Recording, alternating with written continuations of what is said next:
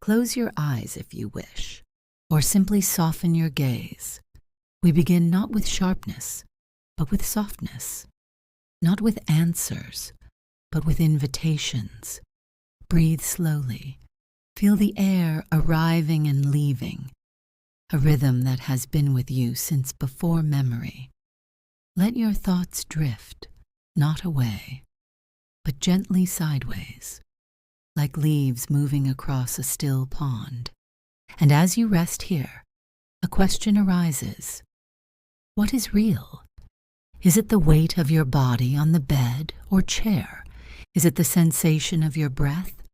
Or is it also the strange flicker of a memory, the dream you had last night, the image of a face you can't quite place, the odd sound that echoes in your imagination? For the Surrealists, reality was never one thing. It was layers, the surface of the everyday, and beneath it, something stranger, something hidden, something marvelous. Surrealism. The word itself invites curiosity. It comes from the French surrealism -- literally beyond realism. Not against reality, but beyond it. Not destruction, but expansion. To look at what is ordinary and see in it a glimmer of the extraordinary. The Surrealist movement began in the early 20th century, in the restless heart of Europe. But the impulse, the desire to look beyond the surface of the world, is as old as humanity itself. Every myth, every dream, every story told in the dark of night carries this impulse.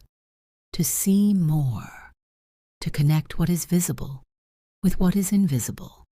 When the poet André Breton gathered artists and writers around him in Paris in the 1920s, he was not creating something entirely new. He was giving a name and a framework to a longing that had always been with us. The longing to let imagination run free. The longing to take dreams seriously. The longing to allow accidents, chance, and desire to shape our sense of the real. Let us pause here. Let the breath settle again. Inhale gently. Exhale slowly. Imagine your mind as a quiet room, and into that room, images begin to enter. Some you recognize. Some are strange. Some are fragments from memory. This is the threshold of surrealism. The spirit of surrealism. Surrealism was more than an art style. It was a way of seeing. It was a philosophy, a practice, sometimes even a way of living. The Surrealists believed that the unconscious mind, the hidden part of us, was just as real as the conscious, perhaps even more real. They wanted to find ways to let it speak, to let it shape words, images, colors, and forms.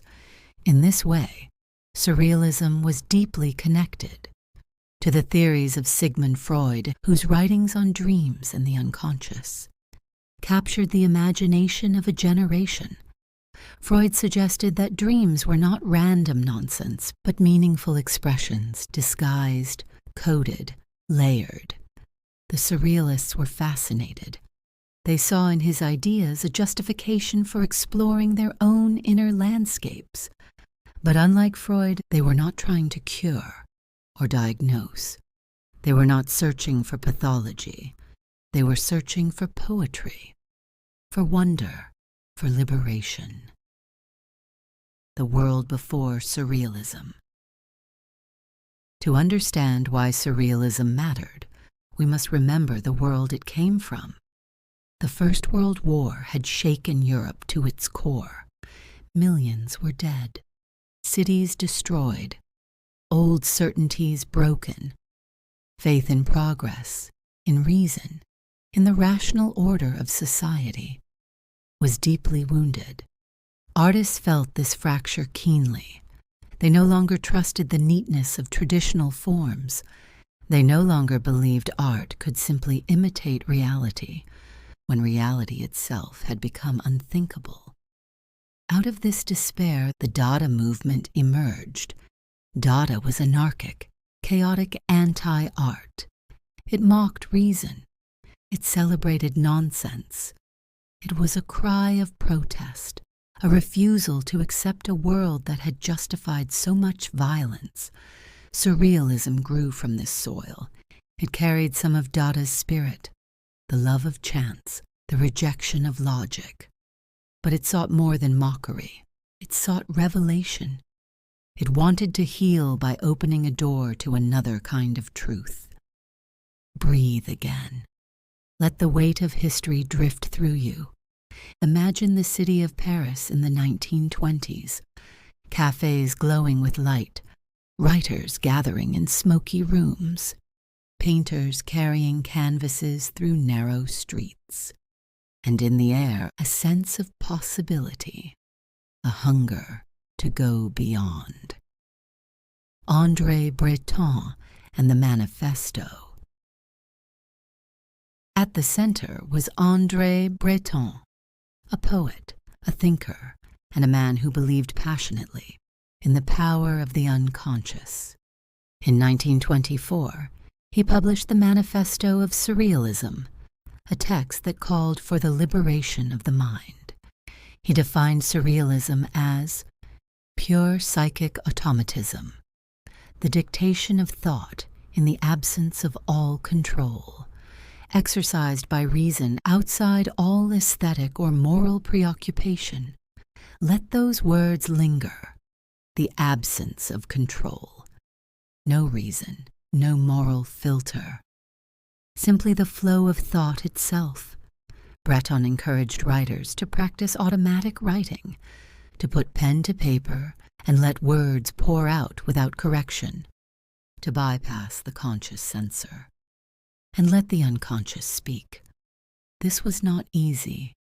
We are trained to correct, to polish, to edit, to make sense. But for the Surrealists, sense was not the goal. Surprise was the unexpected, the marvelous. The marvelous. The Surrealists spoke often of le merveilleux, the marvelous. This was their true goal, to reveal the marvelous hidden in the everyday. What is marvelous? It is the moment when the ordinary suddenly seems strange, when two unrelated things come together and spark, when the world shows us its secret strangeness, a chance encounter in the street, a sentence that turns in an unexpected direction, an object placed in a new context. All of these could be marvelous. For Breton, the marvelous was not rare. It was everywhere, waiting to be seen. But we had to learn how to look. We had to be willing to embrace what seemed irrational. Pause again. Perhaps look around the room where you are. Notice something small, something you may have overlooked. A shadow, a corner, a reflection. Could there be something marvelous there, quietly waiting for your attention? Surrealism as a state of mind. To enter surrealism is not only to read about it, it is to shift your awareness. It is to allow chance, accident, and imagination to color how you see the world. The surrealists believed that logic and reason had been given too much power, that society was too strict, too controlled. They wanted to loosen those bonds, to let play, desire, and the unconscious breathe. And so, in the cafes and studios of Paris, they experimented with words, with images, with games, with dreams. They did not always succeed. Sometimes the results were confusing, chaotic, sometimes even disturbing, but always they were searching. Always they were trying to open the door a little wider. We are now standing at the threshold of this world. The door is slightly ajar. In the sections to come, we will step through more fully. We will meet the artists, the poets, the filmmakers. We will explore the techniques they used, the visions they created, the dreams they cherished. But for now, let this introduction settle. Feel how Surrealism is not just history. It is an invitation to you right now to let your own mind drift beyond the surface, to welcome the marvelous, to embrace the strange. And as you rest here, breathing slowly, perhaps images are already forming in your mind. Perhaps a memory has returned slightly altered with colors that do not belong. Perhaps a sound seems distant yet strangely close. Perhaps nothing comes at all, only the comfort of stillness. All of this is welcome. All of this belongs. This is the beginning of Surrealism. Before the word Surrealism existed, the world itself was shifting. Europe had endured a catastrophe unlike any before the First World War. Millions of lives lost, cities destroyed, old certainties shattered. Faith in progress, in reason, in logic, had been deeply wounded. And in the ruins, artists and thinkers began to wonder, how can one make sense of this broken world? And more importantly, how can one imagine a world beyond it? Dada, the fertile soil. Before Surrealism, there was Dada. Dada was more than an art movement. It was a statement, a scream against rationality and conformity. It arose first in Zurich in 1916, in the midst of a Europe that seemed senseless, violently self-destructive, and utterly absurd. Dadaists rejected logic. They rejected rules. They rejected the very notion that art must have meaning. Instead, they embraced chaos. They embraced chance. They celebrated nonsense, irrationality, and humor. They created collages, performances, and poetry that shocked, confused, and delighted simultaneously. It may seem counterintuitive, but Dada provided a kind of fertile soil for Surrealism. It opened the door to experimentation. It suggested that breaking rules could be liberating, and it left behind a lingering question. If the world is irrational, why should art obey reason? The influence of psychoanalysis. At the same time, a quiet revolution was occurring in thought. Sigmund Freud, the Austrian neurologist, had been exploring the unconscious mind. He suggested that our dreams, desires, and fears were not random or meaningless. They were rich with symbols, messengers from a hidden part of ourselves.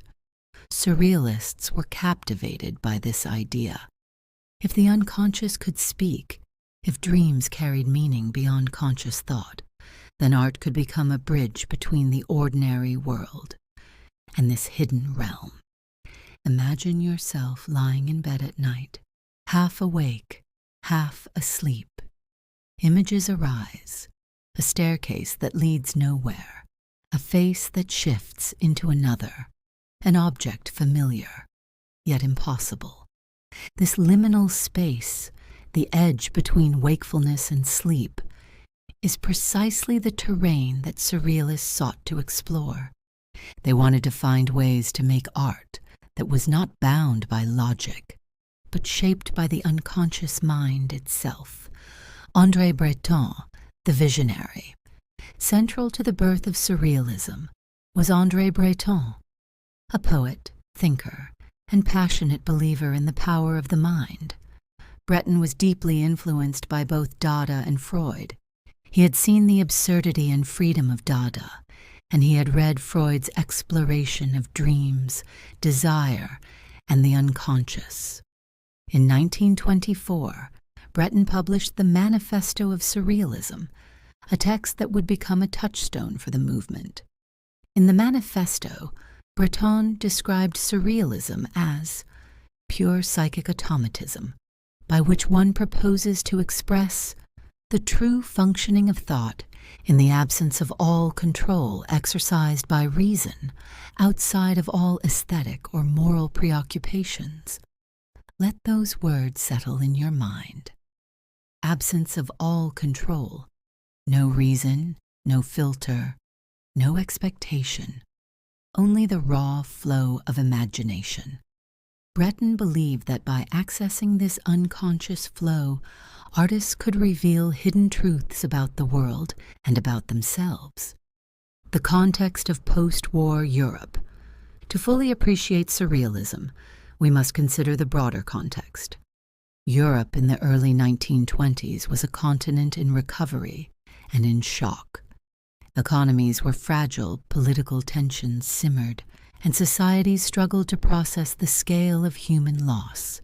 In such a world, many people felt that conventional art was insufficient. It could not capture the depth of trauma, the strangeness of everyday life after mass destruction. Surrealism offered a new approach to embrace the irrational, to make sense through dreams rather than logic, to explore the unconscious as a way of understanding reality. Take a moment to breathe slowly. Imagine walking through the streets of Paris in 1923. Cafes are lit with warm glow. Writers gather at small tables. Artists carry canvases through narrow streets. You feel the pulse of possibility in the air, a sense that the world can be remade not with reason alone, but with imagination, intuition, and dreamlike vision. Techniques of the early Surrealists. Early Surrealists experimented with many methods to bypass conscious control and access the unconscious. One key method was automatic writing. The writer allows words to flow without censorship, letting the mind speak freely. Imagine holding a pen, closing your eyes slightly, and letting words come unbidden. You do not correct, you do not judge. Some words will make sense, some will not. Some will seem to arrive from another world. Another technique was chance encounters, or objective chance. Surrealists believed that coincidences were not merely accidents, but signs of a deeper connection between things, a hidden logic of the unconscious. A note left on a street corner, a cloud forming an unexpected shape, or a fragment of conversation overheard. All could become inspiration. All could reveal hidden marvels in the ordinary. They also experimented with visual techniques. Collage, frottage, and decalcomania allowed them to create images without full conscious control, so that the unconscious could shape texture, form, and meaning. Major figures and their early contributions. Several figures shaped the movement in its formative years.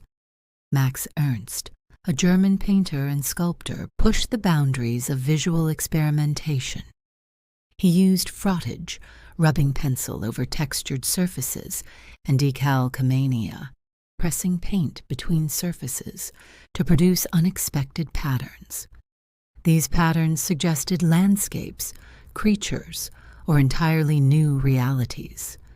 Joan Miró from Spain focused on abstract forms, playful shapes, and vibrant colors.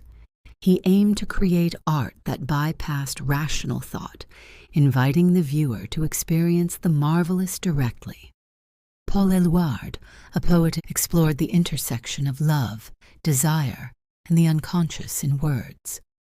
His poetry often used free association, allowing images and feelings to flow without linear logic.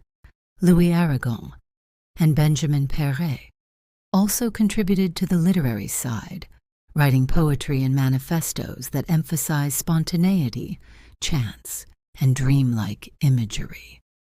Take a moment to breathe. Picture a studio or cafe in the 1920s. Artists and writers are gathered together, pens, brushes, and canvases in hand. The air is filled with smoke, laughter, argument, and ideas. Everywhere, imagination is flowing, pushing against the limits of reason, seeking the hidden patterns beneath the surface of life. The philosophy of Surrealism. Underlying all these practices was a philosophy that reality was not a single, fixed thing, that the conscious mind sees only a fragment of life, that the unconscious holds hidden truths, insights, and creative potential. Surrealism sought to reveal this hidden dimension. It encouraged exploration of dreams, desires, memories, and even fears. It suggested that by embracing strangeness, we can see more clearly, not less. And so Surrealism was not merely an art movement. It was a way of perceiving the world, a method for waking the mind to possibilities that are normally overlooked, dismissed, or suppressed.